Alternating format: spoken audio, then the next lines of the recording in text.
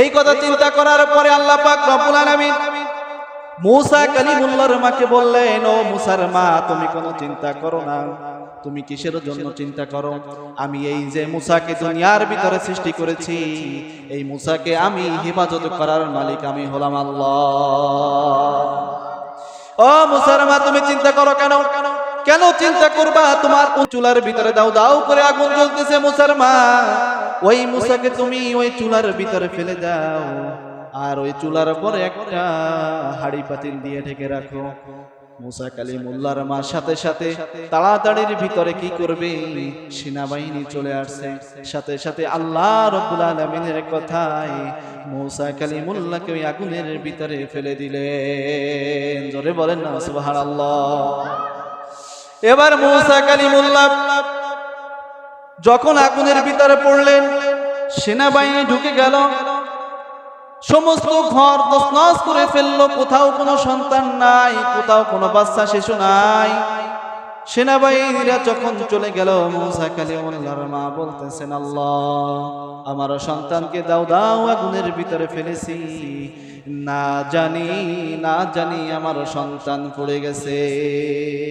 মূসা কালিমুল্লাহর মা এই ধারণা করে তার যে মেয়েটা ছিল ওই মেয়েকে বলল, মেয়ে শোনো, মূসা কালিমুল্লাহ যখন চুলার ভিতরে পড়েছে, না জানি পুড়ে ছাই হয়ে গেছে, হাড়গোড়টা শুধু আছে।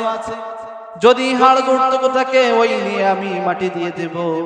মূসা কালিমুল্লাহর মা যখন ওই উনুনের কাছে গেল, দেখতেছেন ওই আগুনের ভিতরে মূসা কালিমুল্লাহ ছোট্ট শিশু হাউমাউ করে খেলতেছে। বলেন সুবহানাল্লাহ। কি সুন্দর খেলতেছে মূসা কালিমুল্লাহ। কোলে টানে নিয়ে আনলেন, আনার পরে মূসা কালিমুল্লাহর মা যখন রাত্রে বেলায় ঘুমালেন, আল্লাহ রাব্বুল আলামিন মূসা কালিমুল্লাহর মাকে স্বপ্নে দেখালেন, ও মূসার মা, তোমার সন্তানকে তুমি এইভাবে রাখতে পারবা না। কি করতে হবে? আল্লাহ তাআলা, তুমি করবে কি, একটা বাক্স বানাও, এই একটা বাক্স বানায় তুমি নদীতে ছেড়ে দাও।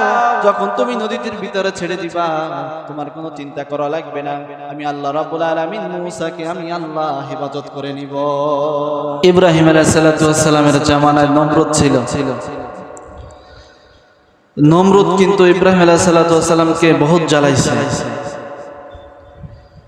জ্বালাতে জ্বালাতে এক পর্যায়ে এমন চরম নির্যাতনের শিকার হয়েছে, আর কোন নির্যাতন করার আর জায়গা নাই। তখন ইব্রাহিম আলাইহিস সালাতু ওয়াস সালাম আল্লাহকে বলেন, আল্লাহ, আর তো জায়গা থাকলো না, এখন কি করা যায়? মালিক, যদি আপনি এখন ধরা না দিয়ে দেন, তাহলে প্রত্যেকটা মানুষ বিশ্বাস করে ফেলবে, প্রত্যেকটা মানুষ আপনার পথ থেকে সরে যাবে। আল্লাহ, আপনি এবার একটা ধরা দিয়ে দেন। বলেন না সুবহানাল্লাহ। এটা হলো অতীতের একটা ঘটনা। বহুকাল থেকে, 1400 বছর থেকে যত নবী কিরাম, যত আউলিয়া কিরাম ইসলামের পথে যারা দাওয়াত দিছে, তাদেরকে নমরুদের মতো, ফিরাউনের মতো, আবু জাহেলের মতো শয়তানেরা বাধা দিছে, তাই না? বাধা দিছে, ইসলাম কায়েম করা যাবে না, ইসলামকে সুন্দরভাবে পরিচালনা করতে দেওয়া যাবে না। যদি আইন অনুযায়ী, কোরআনের আইন অনুযায়ী যদি ইসলাম কায়েম হয়ে যায়, আমাদের আর খানা নাই। জোরে বলেন ঠিক কিনা? আমাদের আর কি নাই? খানা নাই। তখন তারা অনেক নির্যাতন করা শুরু করছে, নির্যাতনের স্টিম রোলার চালাই দিছে। চালাতে আর কোন জায়গা নাই। কিন্তু আল্লাহ পাক রব্বুল আলামিন বলেন, যারা মুমিন, যারা আমার মুমিন, তাদেরকে আমি শুধু বলবো, ইদা জাআ নাসরুল্লাহি ওয়াল ফাত, হে মুমিন, যদি আমার সাহায্য আসার আগে তুমি তো ধৈর্য ধারণ করতে পারো, তোমাকে আমি সুন্দর পথে চলার জন্য ফয়সালা করে দেব। সুবহানাল্লাহ। কার কথা? আল্লাহর কথা। আজকে দিনটা আমাদের ভিতরে আনন্দের দিন লাগতেছে। তো সম্মানিত হাজরিন, আমি মূসা আলাইহিস সালামের জামানায় কে ছিল? ফিরাউন ছিল। তো ফিরাউন কিন্তু এক সময় ছিল কিন্তু গরিব, একেবারে গরিব, নিম্নমানের লোক ছিল। নিম্নমানের লোক ছিল, কিন্তু ছিল ঠকবাজ। কি বাজ ছিল? দেখবেন সমাজে যারা ঠকবাজ দেখবেন তারা পরিস্থিতির কারণে মানুষের ঠকাতে ঠকাতে কিন্তু উঁচু পর্যায়ে চলে যায়। তো ফেরাউন ওরকম ভাবে ছিল। মিস্টার ফেরাউন এক সময় এমন পর্যায়ে ছিল যে মানুষের কাছে ঋণ করতে করতে, খরচ করতে করতে আর কোনো জায়গা ছিল না। এক পর্যায়ে কি করলো, লোকজনেরা ধরলো যে আমার টাকা দাও, মাঠে ঘাটে যেখানে সেখানে, হ্যাঁ, ওকে যে জায়গা পায় সেই জায়গায় বললো কি যে আমার টাকা দাও, আমার ঋণ পরিশোধ করো। আর সহ্য হয় না, টাকা পাবে কই, ও তো নিজেই খরচ করে খায়, আর কোনো জায়গা নেই। তো এক পর্যায়ে কি করতো, যে দরজা খুলে রেখে খাটের তলে ফলায় রাখতো, খাটের তলে ঢুকে যেত। লোকজন আর তালাশ করে, দরজা খোলা, লোক গেল কই, এদিক ওদিক তাকাতো, লোক তো দেখি না, ও তো খাটের তলে বসা। এক পর্যায়ে এরকম ভাবে করতে করতে শেষ পর্যন্ত মিশরের ভিতরে বাদশাহ হইল। কি হলো? বাদশাহ হইল হামান আর ফেরাউন, দুই বন্ধু। এক পর্যায়ে কি হলো, মিশরের বাদশাহ হলো। আর বাদশাহ হওয়ার পরে এখন হামানকে বলতেছে, হামান, বহুদিন ধরে তো রাষ্ট্র চালাচ্ছি, দেখো তো যারা সরকার থাকবে, রাষ্ট্র যারা চালাবে তাদের শত্রু থাকে, আমাদেরও অনেক শত্রু আছে, হয়তো আমরা বুঝতেছি না। তুমি গণকদেরকে ডাকো, ডেকে ডেকে দেখো তো যে আমাদের মারার জন্য কোনো শত্রু বাহিনী আছে কিনা। কথা বুঝতে পারতেছেন? শত্রু বাহিনী আছে কিনা। হামান এই কথা বললে বলল, হ্যাঁ বেড়া, আমাদের মতো ক্ষমতাশীল, আমাদের মতো শক্তিশালী মারবে কে? কি না, আছে, তুমি গণনা বসাও, দেখো কি করা যায়, তারা কি বলে। এক পর্যায়ে গণনা করা শুরু করলো। গণনা শুরু করতে করতে এখন জ্যোতিষী, ওই সময় জ্যোতিষীর কথা বিশ্বাস করত, যারা ওই সময় যা বলতো তাই খেটে যেত। হাজার হাজার রাষ্ট্রের ভিতর যত জ্যোতিষী, তাদেরকে ডাকা হলো। গণনা করে দেখলো, এখন বলতেছে, ফিরাউন, নমরুদ, ফিরাউন, হামান, শোনো, তোমাদের মারার জন্য একটা বাচ্চা জন্মগ্রহণ করবে। জোরে বলেন না সুবহানাল্লাহ। এই কথা বলার সাথে সাথে, এই কথা বলার সাথে সাথে হামান আর ফেরাউন গদি দিয়ে দাঁড়াই গেছে, গদি দিয়ে দাঁড়াই গেছে। এখন ওই জ্যোতিষী বলতেছে, শুধু তাই নয়, তোমার গদিও ছাড়া লাগবে, দেশ ছাড়া লাগবে, শুধু তাই নয়, তোমাকে এর হাতে মৃত্যুও হবে। বলেন আল্লাহু আকবার। এই কথা যখন বলছে, লাভ শুরু করছে।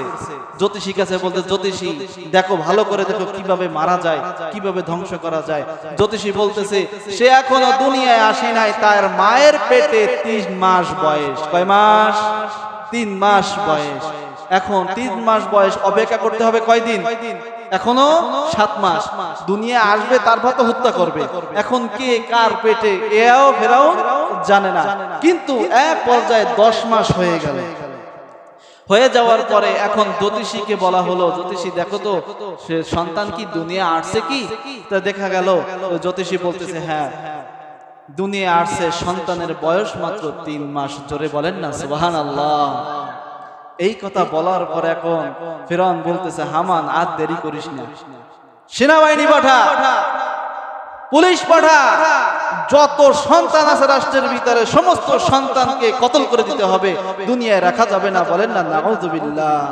এক এক মতান্তরে আসছে 80,000, এক এক মতান্তরে আসছে 90,000 শিশু দুনিয়া থেকে চিরবিদায় করে দিয়েছে।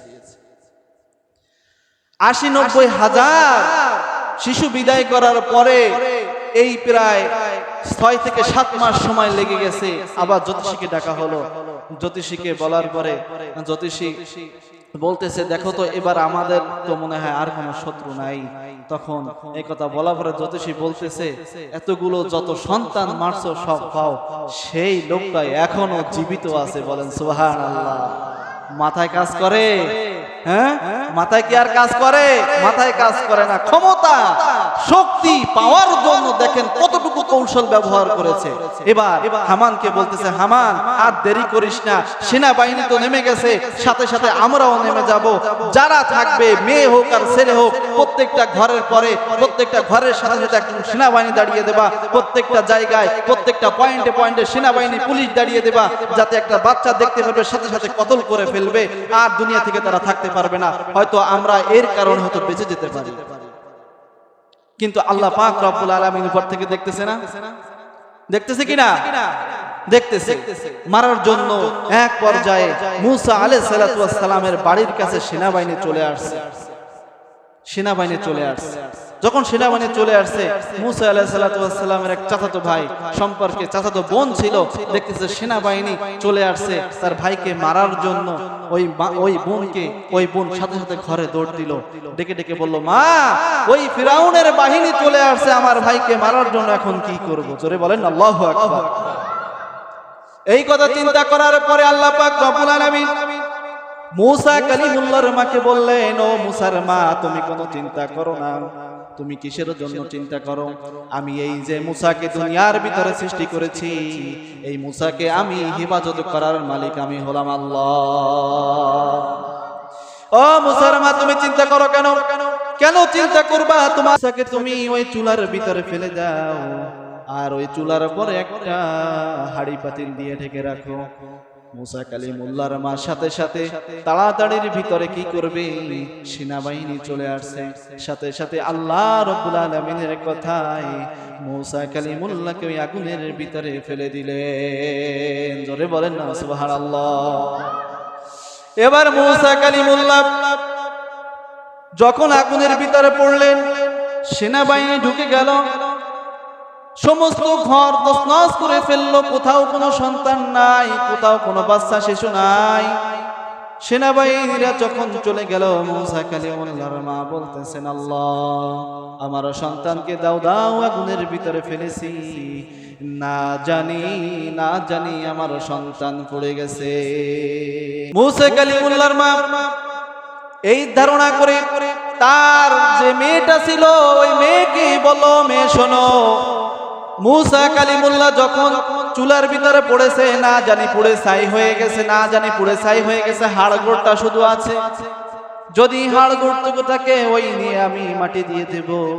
মুসা কালিমুল্লাহর মা যখন ওই উনুনের কাছে গেল, দেখতেছেন ওই আগুনের ভিতরে মুসা কালিমুল্লাহ ছোট্ট শিশু হাউমাউ করে খেলতেছে। বলেন সুবহানাল্লাহ। কি সুন্দর খেলতেছে মুসা কালিমুল্লাহ।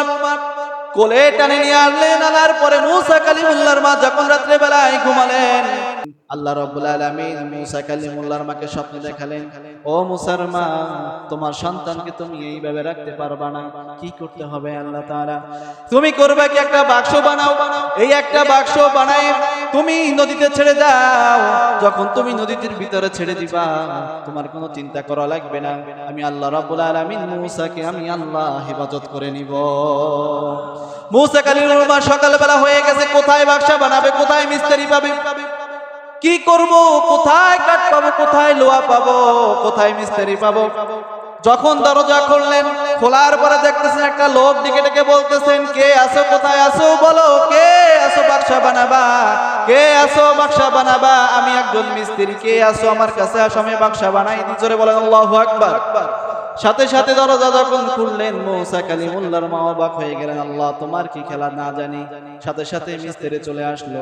মিস্ত্রিকে ডেকে বলো, মিস্ত্রিওয়ালা ভাই শোনেন, আমার একটা বাক্স বানাই দেন, সুন্দর একটা বাক্স বানাই দেন। মুসা কালিমুল্লাহর মা এই কথা বলার পরে মিস্ত্রি বলতেছেন, মা, আমার বাক্সা বানানোর জন্য হাঁটুর বাটুল আছে, বাটুলি আছে, একটু পানি আনবেন কি, বাটুলি ধার দেবো। বলেন আল্লাহু আকবার। মিস্ত্রিরা কিন্তু আসার আগে বাটুলি ধার দেখি দেয় না, কথা বলে না, দেখি দেয় না, বাটুলি ধার দিচ্ছেন। এখন এই পানি আনার জন্য তাকে ডাকতেছেন, একটু পানি আনেন, একটু বাটুলি ধার দেব। মুসার মা ঘরের ভিতরে চলে গেলেন। বাটুলি আনতে দেরি আছে, পানি আনতে দেরি আছে, কিন্তু মুসা কালিমুল্লাহর জন্য ওই বাক্স বানাতে আর দেরি হয় না। মুসা কালিমুল্লাহর মা এসে দেখতেছেন মিস্ত্রির কাছে বাক্সা তৈরি হয়ে গেছে। জোরে বলেন আল্লাহু আকবার। মুসার মা অবাক হয়ে গেছে, আল্লাহ, কি অবস্থা? তুমি তো কেবল মাত্র আমাকে বললা পানি আনার জন্য, পানি আনতে পারলাম না, এর মধ্যে বাক্স তৈরি হয়ে গেছে। মুসার মা বলতেছেন যে, এই বাক্সা তৈরি করলা, কিভাবে তৈরি করলা? তুমি কোনো জাদু জানো নাকি? না, আমি কোনো জাদু জানি না। হাঁটুর বাটুল গোছায় যখন চলতে শুরু করলেন, মূসার মা ডেকে ডেকে বলতেছে, নাও মিস্ত্রিওয়ালা, তোমার যে কাঠ তৈরি হয়ে গেছে, তোমার যে কাঠ নিয়ে আসছো, যে লোহা নিয়ে আসছো, এই লোহার পরিশ্রম, কাঠের পরিশ্রমটা তুমি একটু নিয়ে যাও। এই কথা বলার পর ওই লোকটা শুধু হাঁটতেছে, কোনো কথার জবাব দেয় না। এক পর্যায়ে দৌড়ে ছুটে গেছে, গায়ে হাত দিছে, ও মিস্ত্রিওয়ালা, টাকা নিয়ে যাও, টাকা নিয়ে যাও, বলো তুমি কে, তুমি কোথা থেকে আসছো? তখন ওই মিস্ত্রিওয়ালা জবাব দেয়, আমি দুনিয়ার কোনো সাধারণ মানুষ নয়, আমি আল্লাহ রাব্বুল আলামিনের পাঠানো ফেরেশতা জিবরাইল আলাইহিস সালাতু ওয়াস সালাম। জিবরাইল আলাইহিস সালাম চলে আসছে, তাই না? চলে আসছে, বাদশা বানাইছেন। এখন ওদিক দিয়া ফেরাউনের স্ত্রী আসিয়া আলাইহিস সালাতু ওয়াস সালাম, মুসা কালিমুল্লাহর মা এবার স্বপ্ন দেখলেন। আসিয়া স্বপ্ন দেখলে আসিয়াকে বলে, ও আসিয়া শোনো, তোমার ঘরে একটা সন্তান আসবে, তোমার ঘরে একটা সন্তান আসবে, সে হবে দুনিয়ার ভিতরে, এই জামানার ভিতরে পয়গম্বর মুসা আলাইহিস সালাতু ওয়াস সালাম। এই সন্তানকে তুমি লালন পালন করবা, এই সন্তানকে তুমি লালিত পালিত করবা, এই সন্তানকে তুমি মানুষের মতো মানুষ করবা, তোমার ঘরে সন্তান আসবে। এই কথা শোনার পরে আল্লাহকে জিজ্ঞাসা করল, রব্বুল আলামিন কিভাবে আসবে, কিভাবে? আল্লাহ রাব্বুল আলামিন বলেন, ও আসিয়া শোনো, তুমি ওই নদীর ঘাটে যাবা, নদীর ঘাটে যখন চলে যাবা, দেখবা একটা বাক্স ভাসতে ভাসতে তোমার কিনারায় চলে আসবে। ওই বাক্সর ভিতরে মুসা আলাইহিস সালাতু ওয়াস সালাম, আমার প্রিয় নবীকে তুমি নিয়ে যাবা। বলেন আল্লাহু আকবার। এই স্বপ্নে দেখার পরে আসিয়া বলতেছেন, ও ফেরাউন শোনো, জীবনে কোনো জায়গায় তুমি ঘুরতে নিয়ে যাও নাই, যখন বলছি অমুক জায়গা যাইতে তুমি যাও নাই, তুমি শুধু রাষ্ট্র কাজের জন্য আমাকে অজুহাত দিছো। কিন্তু হ্যাঁ, আজকে আমার একটা কথা তোমার শুনতে হবে, তুমি যদি না শোনো তোমার সাথে আমি আর কথা বলবো না। কি বলবো না? আসিয়াকে খুব ভালোবাসতো কে? ফেরাউন। কথা ফেলাতে পারে না, যখন জেদ ধরছে তখন ফেরাউন বলতেছে, বলো তুমি কোথায় যাবা, আমাকে বলো, আমি তোমাকে নিয়ে যাব। তা আসিয়া বলতেছেন যে ওই অমুক জায়গার ভিতরে, অমুক জায়গায়, যে জায়গা নদীর পাশে একটা বট গাছ আছে, সুন্দর জায়গা আছে, হাওয়া বাতাস খাবো আর দুজনে গল্প করব, আমি ওই জায়গায় যেতে চাই। জোরে বলেন না আল্লাহু আকবার। এবার ফেরাউনকে ডেকে নিয়ে চলে গেল। যাওয়ার পরে দেখতেছে কিছু দূর থেকে একটা বাক্সা ভাসতে ভাসতে ফেরাউনের দিকে আসতেছে, আসিয়ার দিকে আসতেছে। যখন আসতেছে তখন ফেরাউন চিন্তা করে, এটা হলো আসল মাল, এর ভিতরে নিশ্চয়ই কোনো বাচ্চা আছে, এই বাচ্চা হলো আমাদের হত্যাকারী। ফেরাউন ঠিক পেয়ে ফেলছে, যেটা এইটাই আসল। দেখবো নিশ্চয়ই বাক্সার ভিতরে সাধারণত কোনো মানুষ কোনো মাল সামানা ধরে পাঠাবে না, হ্যাঁ, নিশ্চয়ই কোনো সন্তানকে নদীতে ভাসাই দিছে, নদীতে ভাসাই দিছে। যত শিশু হত্যা করেছি একটাও পাই নাই, নিশ্চয়ই এর ভিতরেই থাকতে পারে। বাক্সা কিনারা চলে আসলো। ফেরাউন যখন হাত দেয় বাক্সা দূরে চলে যায়, আবার বাক্সা ধারে আসে, ফেরাউন যত হাত দেয় তত দূরে সরে যায়। আসিয়া বলতেছে, তোমার এই কাজ না, তোমার কাছে বাচ্চা আসবে না, দেখো আমি কিভাবে আনি। যখন আসিয়া আলাইহিস সালাতু ওয়াস সালাম যখন পানিতে হাত দিছেন, হাত দেওয়ার সাথে সাথে বাক্সা থমকে দাঁড়ায় গেছে। যখন দাঁড়াই গেছে, বাক্সা খুললেন, এমন একটা সুন্দর ফুটফুটে বাচ্চা দেখে আসিয়া বলতেছেন, এই বাচ্চাটাকে আমি লালিত পালিত করব। ফেরাউন বলে, না না, এই বাচ্চা আসল মাল, একে হত্যা করতে হবে। আসিয়া এই কথা শোনার পরে বলে, ও ফেরাউন, তুমি তো আমাকে বিবাহ করছো, কিন্তু এই জিন্দেগিতে আমাকে একটা সন্তান তুমি দিতে পারো নাই। মানুষরা কানাঘুষা করে, খারাপ কথা বলে। ও ফেরাউন, এই সন্তানকে যদি আমরা নিয়ে যাই, ঘরে নিয়ে যাই, আর যদি বলি এটা হলো আমাদের সন্তান, মানুষ আর ফাও কথা বলবে না, খারাপ কথা বলবে না, মানুষরা বুঝবে যে ফেরাউনের ঘরে একটা সন্তান জন্মগ্রহণ করেছে। ফাও কথা আর বলবে না। ফেরাউন, তুমি কোনো কথা বলবা না। ফেরাউনের মন গলে গেল, বলতেছে, আচ্ছা ঠিক আছে, বাসায় নিয়ে যাও। বাসায় নিয়ে যাওয়া হলো। বাসায় যখন নিল, সমস্ত লোকেদেরকে, সমস্ত লোকেরা কানাঘুষো করতে লাগলো।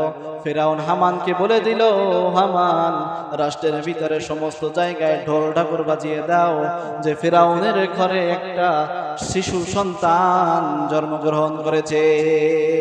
ফেরাউন রে, এই সন্তানকে যদি তোমার বাঁচাতে হয় তাহলে নিশ্চয়ই দুধ খাওয়াতে হবে। ফিরআউন বলতেছে কোনো চিন্তা নাই। ফিরআউন বলল এই রাষ্ট্রের ভিতর যত ধাত্রী মহিলা আছে সমস্ত লোকদেরকে ডাকো, সেই লোকদেরকে ডাকো যার দুধ এই শিশু গ্রহণ করবে তাকে এই রাষ্ট্রীয় সম্পাদনায় তাকে রেখে দেওয়া হবে।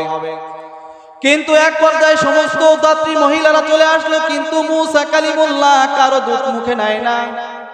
এক পর্যায়ে খবর পৌঁছাতে আসিয়া বলতেছেন, ও মূসার মা, তুমি আর চিন্তা করো না, তুমি ততড়ি করে রাজপ্রাসাদে চলে আসো, নিশ্চয়ই তোমার দুধ তোমার সন্তান গ্রহণ করবে। দেখেন কার জায়গায় কাকে লালিত পালিত করে, কার জায়গায় কাকে লালিত পালিত করে। মূসার মা চলে আসছে, চলে আসার পরে এখন মূসার মা যখন স্থান থেকে বের করে দিলেন, দুধ খাওয়া শুরু করলো। এখন আসিয়া বলতেছে, ফিরআউন আর লোক খোঁজার দরকার নাই, এর দুধ মুখে নিছে। ফিরআউন বলতেছে কোনো সমস্যা নাই, একে খাওয়া দাওয়া পড়ার দায়িত্ব রাষ্ট্রীয়। বলেন আল্লাহু আকবার। মূসা কালিমুল্লাহ এক পর্যায়ে সংক্ষেপ করে বলি, বড় হয়ে গেল 5 বছরের শিশু, বড় যখন হয়ে গেল মূসা কালিমুল্লাহ বেড়ে গেল। এবার ফিরআউন চিন্তা করে যে আমার ছোট সন্তানকে আমি একটু আদর করি, আমি একটু ভালোবাসি। আসিয়াকে বলতেছে, আসিয়া রে শোনো, তোমার সন্তানকে আমি একটু দাও, একটু চুম্মা দেবো, একটু আদর করব, এত সুন্দর শিশু। মূসা কালিমুল্লাহকে যখন কোলে নিলেন, যখন চুম্মা দিতে গেলেন, ওই 5 বছরের শিশু এমন জোরে থাপ্পড় মারলেন, এই এক থাপ্পড়ে ফিরআউন এত জোরে চিৎকার করলেন যে আসমান জমিনের ভিতরে যত ঘর বাড়ি আছে, যত মানুষজন আছে ওই রাষ্ট্রের ভিতরে, সমস্ত রাষ্ট্রের ভিতরে ফিরআউনের আওয়াজ কানে কানে চলে গেছে। কি থাপ্পড়টা দিছে, কি আঘাতটা করছে, এমন জোরে চিৎকার দিছে, হামান চেয়ার থেকে লাফ দিয়ে উঠছে। কি এত বড় আওয়াজ! হামান চলে আসছে, তোমার কোনো সমস্যা নাকি? লজ্জার খাতিরে বলে, না আমার কোনো সমস্যা নাই। সন্তানকে ফেলে দিছে আর আসিকে বলতেছে, সরা।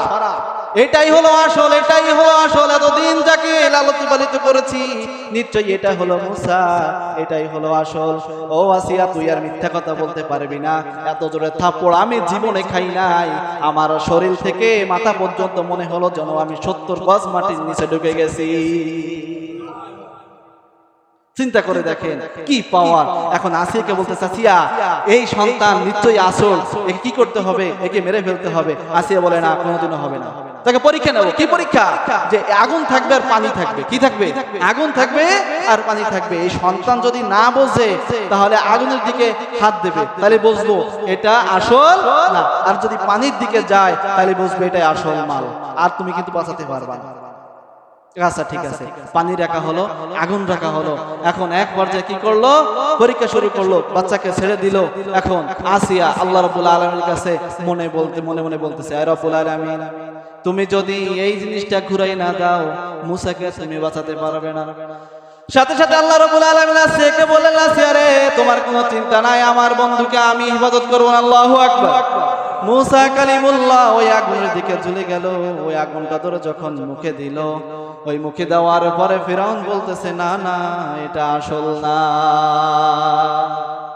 ওই সময় জিহ্বাটা পুড়ে গেল, এই থেকে একটু থতলা হয়ে গেল। থতলার কারণে দেখেন, থতলা মানুষ কিন্তু রাগম্বিত হয় বেশি। কি হয়?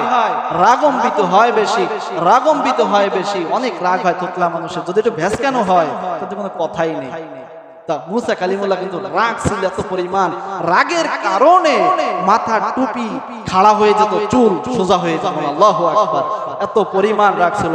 আর মূসা কালিমুল্লাহর শরীরে 40 জন যুবকের শক্তি ছিল। জোরে বলেন না সুবহানাল্লাহ। বড় হয়ে গেল। এখন ফিরআউনকে যখন নবুয়ত পাইল, ফিরআউনকে ডেকে ডেকে বলতেছে, ফিরআউন তোর গদি ছাড়, বহুত জ্বালাইছস, আর কোনো ক্ষতি নাই, আর কোনো সমস্যা নাই, তোকে এখন মেরেই ফেলবো যদি গদি না ছাড়িস। বহুত জ্বালাইছস, মানুষদেরকে অত্যাচার করছিস, দিনে দুপুরে মানুষকে হত্যা করছিস, আলেম ওলামাদেরকে বন্দী করে রাখছিস, আলেম ওলামাদেরকে হত্যা করছিস, দুনিয়ার ভিতরে আর কোনো ছাড় নাই। রব্বুল আলামিনের কাছে মুসা বলতেছে, আল্লাহ এখন সুযোগ চলে আসছে, আর ছাড় দেওয়া যায় না, আর ছাড় দেওয়া যায় না, আল্লাহ তুমি ধরে দাও। তখন আল্লাহ রাব্বুল আলামিন বলেন, ফিরাউন আর তোর কোনো বাঁচার কোনো উপায় নাই। ফিরাউন এই পর্যায়ে যখন চলে আসলো, মূসাকে দাবড় দেওয়া শুরু করলো, ধরা শুরু করলো।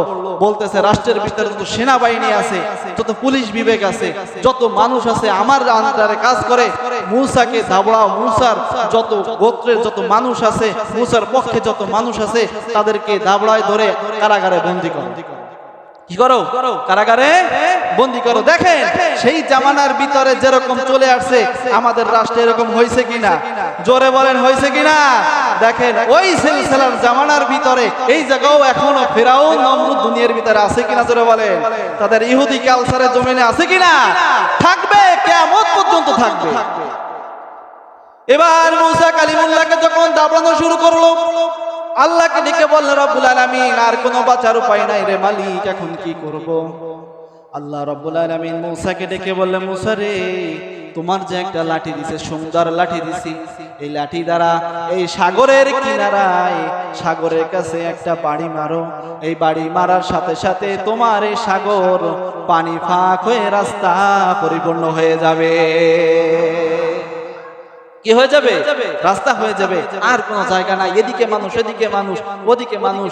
সমস্ত বনি ইসরায়েলের মানুষগুলো কানাঘুষা করতে থাকলো, নিশ্চয়ই ফিরায় না, এবার আমাদেরকে আর বাঁচতে দিবে না, আমাদেরকে আর বাঁচতে দিবে না, এখন কি করব?